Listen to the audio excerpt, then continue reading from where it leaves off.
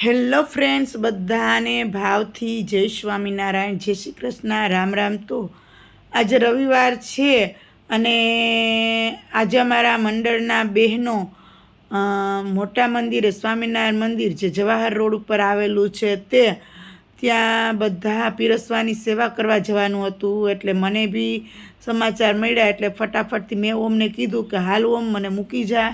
તો ઓમભાઈ અને હું બે દર્શન કરવા આવ્યા. અહીંયા આવ્યા તો બપોરની આરતીનો સમય થઈ ગયો તો થાળની, એટલે ફટાફટથી થાળની આરતી કરી અને ફટાફટ હું નીકળી ગઈ ભોજનાલય તરફ જવા. કારણ કે ભોજનાલયમાં અમારા બધા મંડળના બહેનો આવી ગયા હતા. એટલે મને એમ થયું કે મારે મોડું થઈ ગયું છે, એટલે મેં થોડીક સાડ રાખી અને ફટાફટથી ભોજનાલયમાં આવી ગઈ. તો આ છે સરસ મજાના મંદિરનું ભોજનાલય. ત્યાં બધા કેટલી સંખ્યામાં લોકો અહીંયા પ્રસાદ લે છે અને કેટલા ભક્તો અહીંયા આવે છે. તો અહીંયા આવ્યા તો બધા બેઠા હતા. હજી 5 મિનિટની વાર હતી એટલે અમે આ બધી ખુડેચું છે ને એ નીચે ગોઠવી દીધી. પછી અમે થોડીક વાર બેઠા એટલે અમને કીધું કે ચાલો હવે પીરસવાનો ટાઈમ થઈ ગયો છે, એટલે તમે બધા ફટાફટથી સ્ટૂલ ઉપર આવી જાઓ અને પીરસવા માંડો. એટલે અમે પીરસવાનું ચાલુ કર્યું અને ઘડિયાળમાં થયા હતા 11:30. એટલે ફટાફટ બધા જેમ જેમ આવતા ગયા એમ બધાને ભાવથી પીરસતા ગયા. તો આજે જમવામાં પ્રસાદીમાં હતું દાળ ભાત શાક રોટલી શીરો અને ખમણ ઢોકળા અને કઠોળનું શાક. તો મિત્રો, કહેવાય છે કે જમાડનાર કરતાં જમનાર મોટો છે.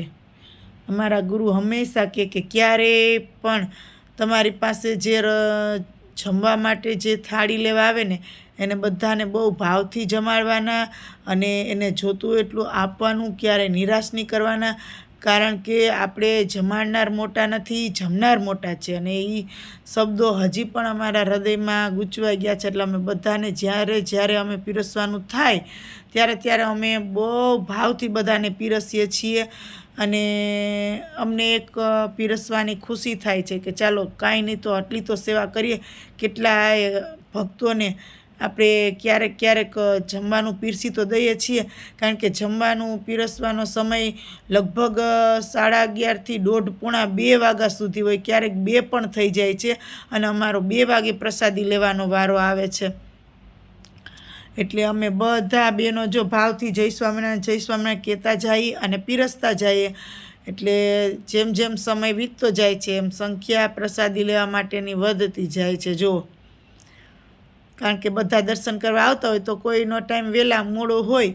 તો આજે અમે અને અમારા મહિલા મંદિર, ટીંબાવાડી મહિલા મંદિરના બહેનો જે દર પૂનમે પણ પીરસવાની સેવા કરે જ છે મોટા મંદિરે. તો આજે અમે અહીંયા કોલ આવ્યો કે આજે કોઈની રસોઈ છે તો તમે બધા પીરસવા આવજો. એટલે પછી હું આજે મંદિરે ગઈ તો બધા જતા હતા એટલે મેં કીધું હું પણ આવું. એટલે મેં ઓમને કીધું કે હાલ. એટલે ઓમ મને મૂકી ગયો ને પછી જમી અને ઓમભાઈ કે હાલો અહીંયા એક જગ્યાએ સોડા બહુ મસ્ત મળે છે મમ્મા. એટલે અમે અહીંયા સોડા પીવા ઊભા અને સોડા મેં તો થોડીક જ પીધી. પછી ઓમભાઈ આખી સોડા પી ગયા અને સોડા પીને પછી અમે અમારી ઘરે જવા નીકળી ગયા.